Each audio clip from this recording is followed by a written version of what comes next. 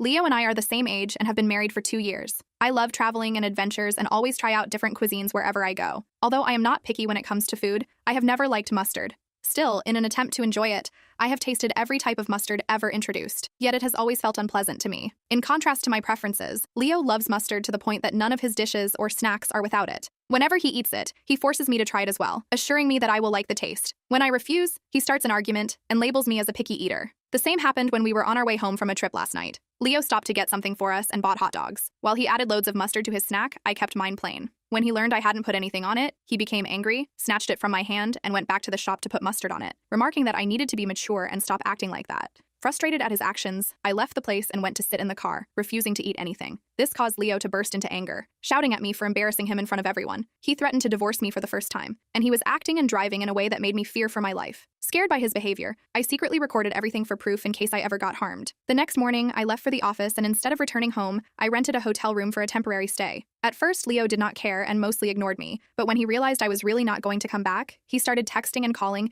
even sending me a screenshot of a search for divorce lawyers to threaten me. I am very confused about what to do and how to handle it all. I have no appetite. I have been crying alone in this room all day, and I think it wouldn't have turned out like this if I had eaten the mustard. Getting divorced was not something I ever wanted, and thinking about that makes me sad. Update 1. Leo has always had a say in all our matters, and my words never had much importance to him. What made me submit to him in the end was a lack of a support system. I was the only child of my parents, and they both passed away, leaving me alone. I had a few college friends that I lost contact with long ago. The people I am acquainted with at the moment are not as close to me as Leo. So, in simple words, I have no one but myself to rely on. I am an independent woman who can easily survive on her own and handle divorce matters. However, I never wanted our relationship to end up like this. Refusing to eat mustard was not significant enough to cause our separation, yet it seemed so to him. Our family consisted of just the two of us, and we always contributed equally to all the home expenses. We were recently planning to buy a new house together, and never expected everything to change so quickly. Anyway, my act of leaving the house seems to have made me safer. Leo keeps trying to contact me, telling me he does not want to lose me and wants everything to return to normal. However, I have never replied to him and try to keep myself calm, something I always fail at. My time alone in the hotel room has given me the chance to reflect on the years I spent with him, and made me realize that the argument over mustard was not the only reason we could have parted.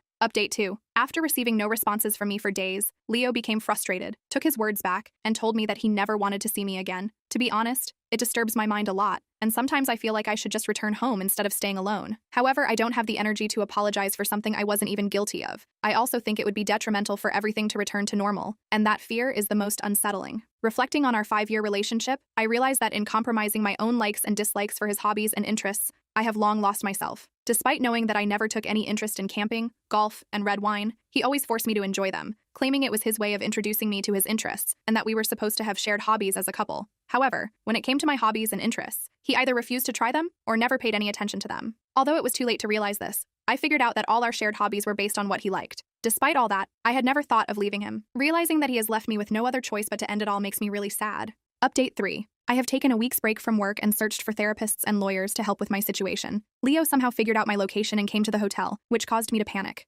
Afraid that he might make a scene there, I decided to sit with him and listen to what he had to say. Before we started to talk, I told him about the security camera in the lounge, warning him to press charges against him if he tried to harm me. Shocked, he clarified that he had no intention to hurt me and was just there to talk. I then brought up his reckless driving, which made me fear for my life that night. Ignoring that, Leo got straight to the point and asked why I wasn't coming back home. I simply replied that it was because he wanted to end the marriage. Hearing this, Leo explained that he didn't mean it and was just upset at what I did. Frustrated, I remarked that his behavior was not how normal people handle such situations. Leo took this as an insult and angrily asked if I thought he was not normal. Too tired to argue, I told him that if that's what he heard, then yes, and advised him to find a good lawyer, as I was doing, and initiate the divorce procedure. This made him even more frustrated, and he tried to stop me from leaving. I pointed at the camera again, warning him not to do anything that could get him in trouble. Before going to my room, I told him I was no longer interested in any contact with him and would call the police if he tried. After that, he didn't stop me, and we parted ways. Since then, I have been trying to contact different therapists to help me get over it, but it's been very hard. In contrast to how I feel, Leo is not remorseful and still considers me responsible for everything that happened. The change in my life was very drastic,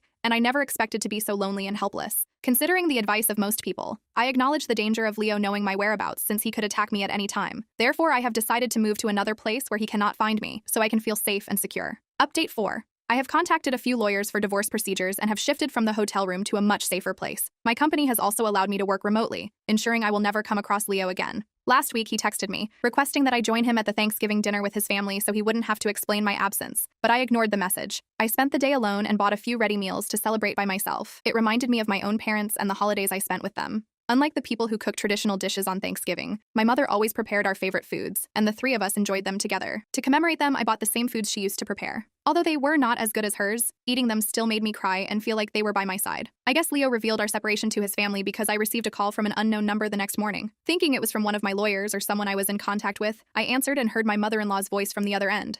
She asked me not to hang up and told me how much I meant to her and Leo, insisting I shouldn't leave him over something so small. Leo had made up a story, telling her I started a fight when he made a side cup of mustard and asked me to try it. She also tried to ask about which lawyers I was consulting and other relevant details. Following my lawyer's advice, I did not reveal anything and simply hung up the call. She never tried to contact me after that. Staying silent in response to Leo's fabricated stories was never the way I wanted to react. Instead, I wanted to send the recording of him screaming at me in the car and threatening to divorce me to show her that what I was doing was her son's will, not mine. But I realized it was no use repeating everything when we were meant to part ways. Leo contacted me again that night, cursing me for upsetting his mother and threatening to find me no matter where I went. I sent all the screenshots to the people handling my case as evidence, and that is what's going on at the moment. Update 5. I have changed my place of residence again and shifted my job to a permanently remote mode. I went through a lot in the past few months and even stayed hospitalized for quite some time.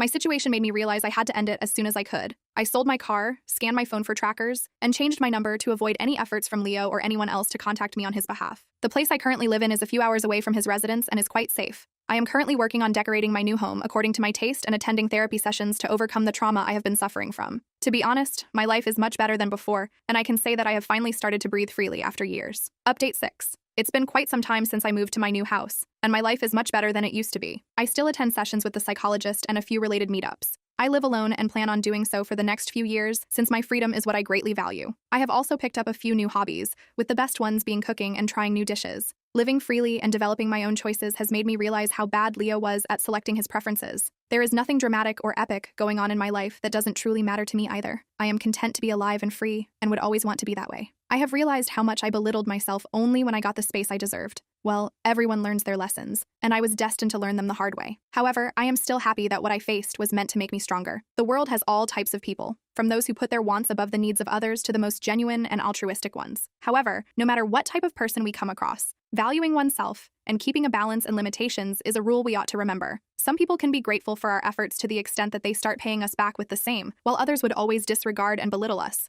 When dealing with the latter, it is better to part ways than to be manipulated. It might be difficult to endure, but it is always for our own good.